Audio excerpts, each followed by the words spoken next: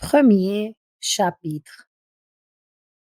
Lorsque j'avais 6 ans, j'ai vu une fois une magnifique image dans un livre sur la forêt vierge qui s'appelait Histoire vécue. Ça représentait un serpent boa qui avalait un fauve. Voilà la copie du dessin.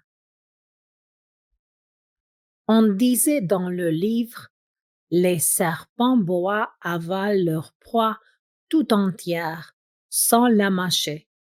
Ensuite, ils ne peuvent plus bouger et ils dorment pendant les 6 mois de leur digestion. J'ai alors beaucoup réfléchi sur les aventures de la jungle et, à mon tour, j'ai réussi avec un crayon de couleur à tracer mon premier dessin. Mon dessin numéro 1. Il était comme ça. J'ai montré mon chef-d'œuvre aux grandes personnes et je leur ai demandé si mon dessin leur faisait peur. Elles m'ont répondu: pourquoi un chapeau ferait-il peur? Mon dessin ne représentait pas un chapeau. Il représentait un serpent boa qui digérait un éléphant.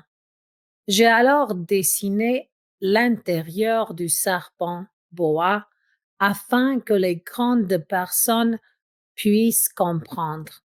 Elles ont toujours besoin d'explications. Mon dessin numéro 2 était comme ça.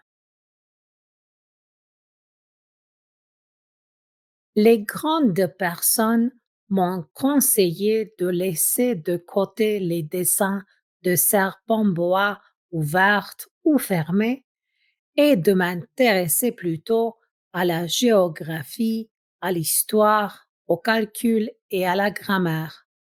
C'est ainsi que j'ai abandonné, à l'âge de 6 ans, une magnifique carrière de peintre. J'avais été découragée par l'insuccès de mon dessin numéro 1 et de mon dessin numéro 2. Les grandes personnes ne comprennent jamais rien toutes seules et c'est fatigant pour les enfants de toujours et toujours leur donner des explications. J'ai donc dû choisir un autre métier et j'ai appris à piloter des avions. J'ai volé un peu partout dans le monde et la géographie, c'est exact, m'a beaucoup servi. Je savais reconnaître du premier coup d'œil la Chine de l'Arizona. C'est très utile si l'on est égaré pendant la nuit. Quand j'en rencontrais une qui me paraissait un peu lucide, je faisais l'expérience sur elle de mon dessin numéro 1 que j'ai toujours conservé. J'ai ainsi eu, au cours de ma vie, des tas de contacts avec des tas de gens sérieux. J'ai beaucoup vécu chez les grandes personnes. Je les ai vues de très près. Ça ne m'a pas trop amélioré mon opinion.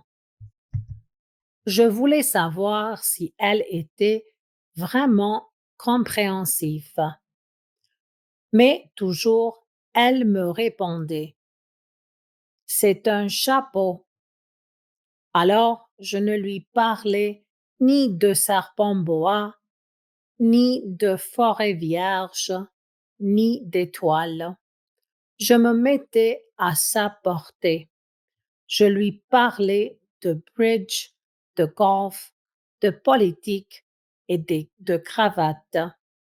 Et la grande personne était bien contente de connaître un homme aussi raisonnable.